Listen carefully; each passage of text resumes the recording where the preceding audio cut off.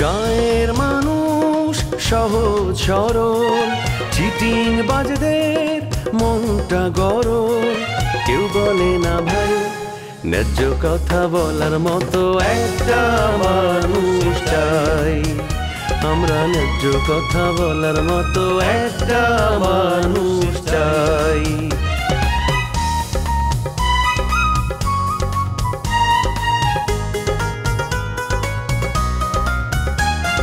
সৎ মানুষের ভাঙ্গা বাড়ি, ধান্দা বাজরা নেয় যে গাড়ি। কেমন নিয়ম ভাই, উচিত কথা বলার মতো একটা মানুষ নাই। উচিত কথা বলার মতো একটা মানুষ নাই।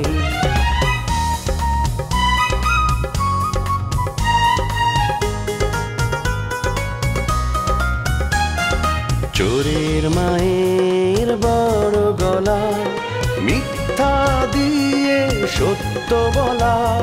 ভদ্রলোকের ভাই এক সমাজে বাস করে ভাই চিটার এন্ড জেন্টলম্যান।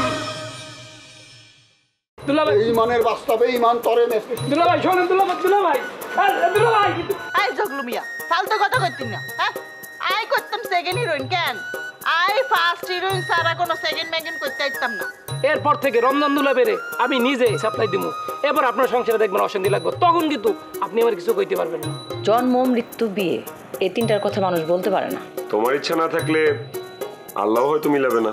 ভাবি কেমন আছে? আকি হ্যাঁ, তোর একটা জিনিস কিন্তু আমি লক্ষ্য করছি, তুই যখনই তোর সাথে আমার দেখা হয় তুই আমার কথা জিজ্ঞাসা না করিয়া তুই সবসময় তোর ভাবির কথা জিজ্ঞাসা করো। কারণ কি তোর উদ্দেশ্যটা কি? কত রবির কাছ থেকে 20,000 টাকা এনে দাও, 2 ঘন্টার মধ্যে তোমার পাসপোর্ট আমি বানাই দেবো। দুলাভাই এটা কি করলেন? রবির কাছে কি পাসপোর্টের টাকা চাওয়া যায়? মায়া মানুষের কাছে ডাইলে খরচ করছিস, এখন তুই ইলেকশনে খরচা করবি কর্তিকা। রাজা করেছে কিভাবে? রাজা যদি টাকা ছাড়া ইলেকশন করতে পারে, আমি পারবো না কেন? দূর কই আগরতলা আর কই চকিরতলা। আরে রাজার তো জনসমর্থন ছিল, তোর তো সেটা নাই। তোর তো কেউ চিনেই না, কুত্তাও চিনে না তোরে। একেবারে চিনে না এইভাবে আপনি বলতে পারেন না আঙ্কেল। আমি ঢিসলেনের মালিক, ওই হিসেবে অনেকে আমাকে চেনে। সেইটা হয়তো চিনে, কিন্তু চিনে তো বাটপার হিসাবে, ভালো মানুষ হিসাবে তো চিনে না। আর এই টাকার খেলায় তুই টিকবি না, তুই ভাইসা যাবি। কালকা শুনলাম শামসু নাকি ইলেকশন করতেছে। শামসু যদি ইলেকশন করে তুই তো তার সামনে খারাইতেই পারবি না। আঙ্কেল আপনি এমন মন ভাঙিয়ে দিয়েছেন, মন ভাঙিয়ে নিরাশ করে দিয়েছেন। প্রয়োজন আমি আমার ভিটা বাড়ি বিক্রি করে টাকা জোগাড় করবো। এই তো তুই লাইনে আইছিস, এতক্ষণে না মনের মধ্যে একটু জোর পেয়েছি। হ্যাঁ, আরে একবার তুই যদি নির্বাচিত হয়ে যাস তাহলে ওইরকম 100 বিঘা বাড়ির মালিক তুই দিতে পারবি না? শোনেন আঙ্কেল, একবার শুধু যদি পাস করতে পারি না, প্রথম দিন থেকে চুরি শুরু করবো। যেই টাকা খরচ করবো ইলেকশনে, সেই টাকার 100 গুণে টাকা উঠাই নেবো। বাঘের বাচ্চা, এখন বর্ষা পাইতেছি, আমি তোর সমর্থন করবো। এক কাজ করতে, তুই তাহলে তোর ভাইয়ের বাড়িটা মানে নূপুর যেটা থাকে এটা বেচাতে। ভাইয়ের বাড়ি আমি কিভাবে বেচবো? ভাবি তো ওখানে থাকে। আরে শোন, যতদিন তোর ভাবি আরেকটা বিয়া না বইছিল ততদিন ওই বাড়ি সে ভোগ দখল করছে, সেটা কোনো সমস্যা ছিল না। কিন্তু বিয়ার পরে আইনগত ভাবে সে তোর এটা পারে না। এখন তুই তার লাথি দিয়ে বের করে দে। তুই না পারলে আমার আমি খবিরে পাঠাই দিই। আঙ্কেল আপনি আমাকে কি শোনাইলেন? আপনি পা দুইটা দেন আঙ্কেল, পা দুইটা দেন। মানে আমি পা দুইটা ধরে ভালো করে সালাম করে আঙ্কেল, তারপরে এখান থেকে বাইরে আসো, আগে গরম করি, তারপরে খেলা হবে।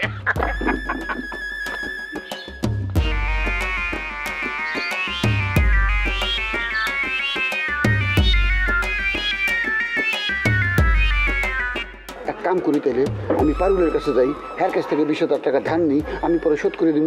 দুলাভাই আপনি আমার এত ছোট করবেন? আমার আমেরিকা যাওয়ার ইচ্ছা নাই।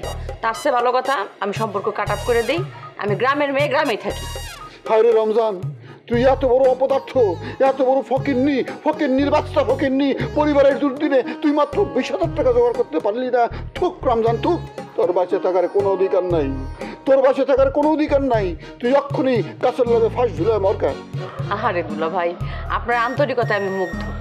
আপনি সত্যি সত্যি আমার অনেক আদর করেন, অনেক ভালোবাসেন। আপনি পরীক্ষায় পাশ করছেন। তার মানে এতক্ষণ যত কথা বলে সব ভুয়া? অবশ্যই অবশ্যই ভুয়া কথা। শোনেন দুলাভাই, রবি আমার নানানভাবে কনভিন্স করার চেষ্টা করে, এই বাড়িটা জানি আমরা তাদের কাছে বেঁচে দিই, নাইলে নাকি আমাকে নানানভাবে হ্যারেস করব আর জবরদখল করে এই পুরো বাড়িটা দখল করে নিব। বাড়ি কেনার লাগে এত ভালোবাসা, শালা দান্দাবাজ রবি। রবি আমারে বলছে তার আপা নাকি অনেক রাগী, যদি আমরা বাড়িটা না বেচি তাহলে নাকি আপনার ক্ষতি করব, ভাইজানের ক্ষতি করব। আমার আরো বুদ্ধি দিছে এই বাড়িঘর সব বেচে দূরে কোনো এলাকায় গিয়ে বাড়ি করে থাকতে, আর আমারে কয় হ্যাগো পক্ষ হয়ে কথা বলতে। হায় রে শয়তান, পেটে পেটে তোর এই বুদ্ধি। আমি তোরও চিন্তা করতেছি তোমাকে মধ্যের প্রেম আরো গভীর হইতেছে। বুঝে নেইবার প্রেম কেমন গভীর হয়েছে? আমি বাড়ির থেকে বাইরে এলেই আমার সামনে এসে দাঁড়ায় থাকে, আমি কি কমু কন্ত? কোনো সমস্যা নেই, হ্যাঁ তোমার সামনে খারাইব, তুমি খারাই থাকবা, হ্যাঁ কথা কইব, সব কথা শুনবা, তারপর সব কথা ছেড়ে দিবা। মনে করো নিঃশ্বাসের সাথে সব কথা শুনলাম, নিঃশ্বাসের লগে সব কথা ছেড়ে দিবা, বাস। তারপর যদি জিগায় এরম করো কে, কইবা একটু শ্বাসকষ্ট হইতেছে, সিম্পল। আর শ্বাস প্রশ্বাসের ব্যায়াম শিখাই গেছে। নপদ, এই নপদ, নপদ।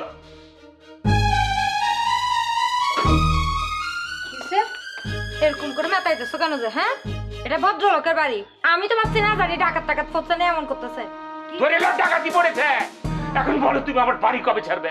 তোমার বাড়ি ছাড়বো মানে? ওই আবার কি নতুন নাটক শুরু করছো যে? আমি যা বলতে আছি এটা নাটক না, এটা বাস্তব ঘটনা। এখন বলো কবে আমার বাড়ি ছাড়বা? আমার বাড়ি ছাড়বা মানে কি? এই এটা কি মগের মূল্য নাকি যে যা খুশি তাই করবা? আমি যা করছি সব আইনের মাধ্যমে, আইনের বাইরে কোনো কিছু করছি না। ভাবির বাড়ি দখল দেশে কোন আইনে আছে? হ্যাঁ, দেখাতে পারবো আমাকে? ভাই মারা যাওয়ার পর তুমি কিছুদিনের জন্য ভোগ দখল করছিলে, এটা আমি মাইনে নিচ্ছি, কারণ আমার সাথে তোমার একটা সম্পর্ক হয়েছিল। কিন্তু এখন আমি এটা মানবো না, তোমার ভোগ দখলের কোনো অধিকার নাই। অধিকার নাই কেন? কোন কারণে অধিকারটা নষ্ট হয়েছে? তোমার সাথে রঙ্গলীলা করিনি সে কারণে? তুমি যখন আরেক জায়গায় যে বিয়ে করেছো তখন আমার ভাইয়ের সম্পত্তির প্রতি তোমার যে অধিকার ছিল সব তোমার লাই হয়ে গেছে। এখন পাইছিল, এখন এই বাড়ির মালিক আমি। তোমাকে 15 দিনের সময় দিলাম, তোমাকে এই বাড়ি ছাড়তে হবে, তা নাহলে সত্যি সত্যি তোমাকে এই বাড়ি থেকে ঘাট ধরে বাইট করে দেবো। এত সোজা না, আমার বাড়ির থেকে আমাকে বের করবে? হ্যাঁ, এত সোজা না। বের করে দেখো না, একেবারে কল্লা 2 ভাগ করে ওই 3 রাস্তার মোড়ে যে গাছটা আছে ওটার মধ্যে লটকায় রাখবে। এই সেই সুযোগ তুমি কোনোদিনও পাবে না, রাজার কাছে গেলেও পাবে না, কারণ তোমার ওই রাজা আমার টিকলিটা ছুঁতে পারবে না। এই রামদেব ভাই, মানে কি এই পারুলের কি খবর? আর দোকান বন্ধ কেন?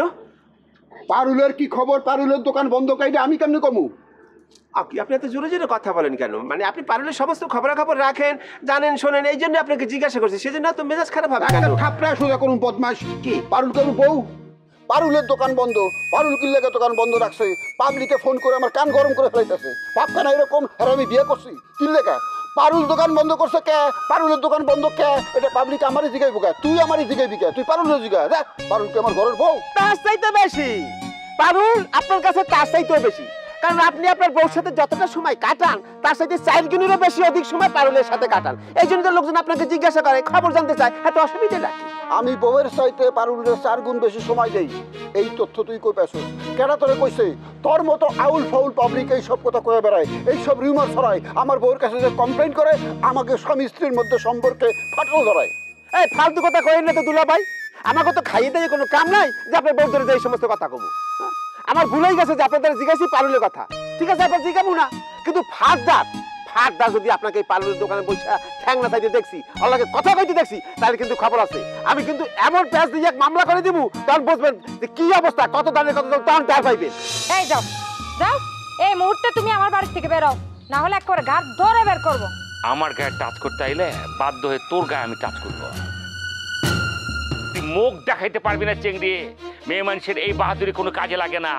তুই যদি আমারে টাচ করতে আসস তাহলে আমি তোর আজকে খুন করব, যা আছে কপালে হবে। বুঝেছি, আমার কথায় তোর চিরা ভিজবে না।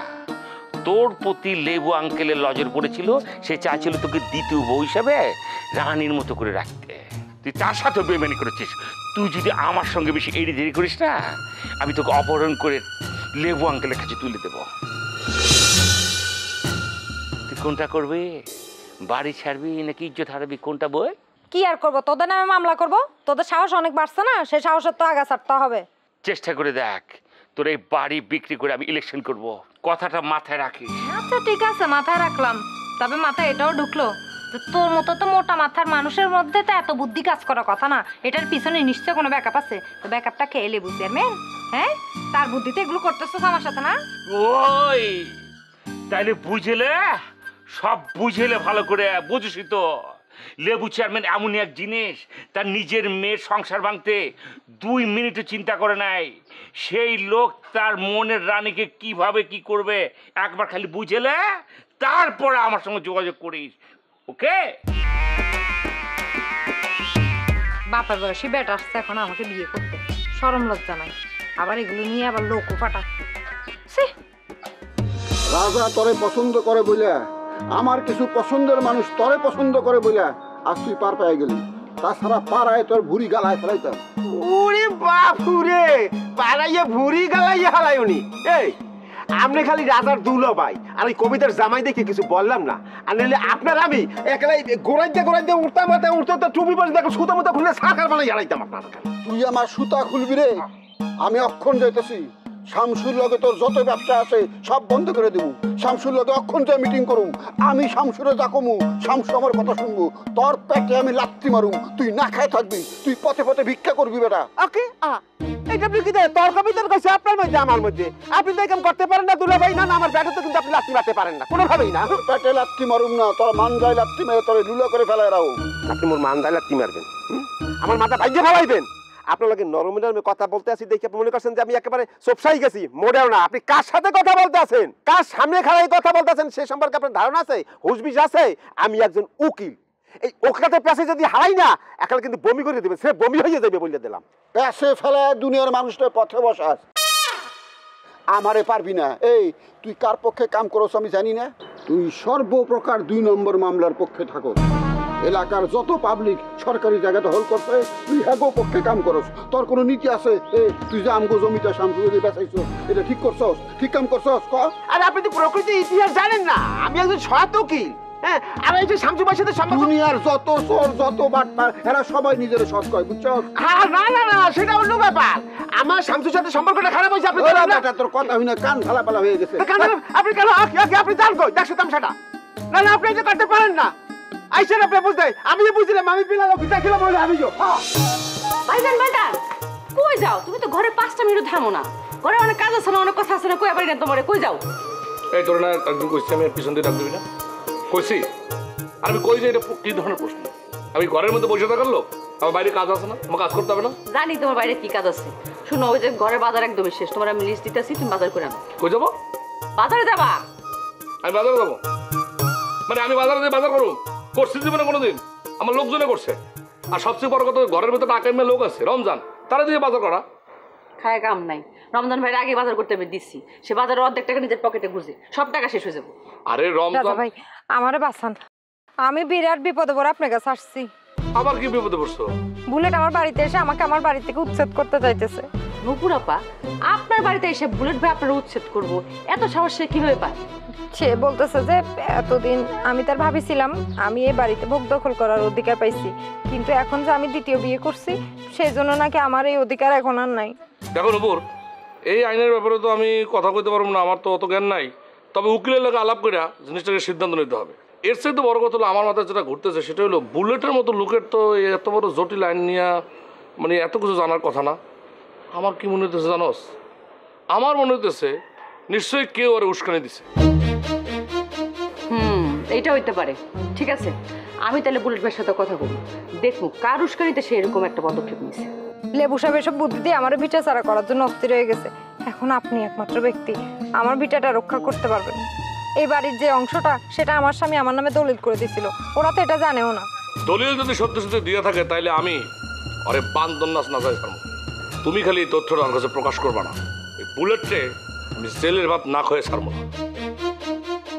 ভাইজান, এত বাড়াবাড়ি করার দরকার নেই। আমার মনে হয় তুমি বুলেট ভাইরে নুপুর আপার সামনে বসাও, বসে সামনাসামনি ব্যাপারটা মিটমাট করো। আর যদি না পারো সেটা আমার কো, আমি ব্যাপারটা দেখতেছি।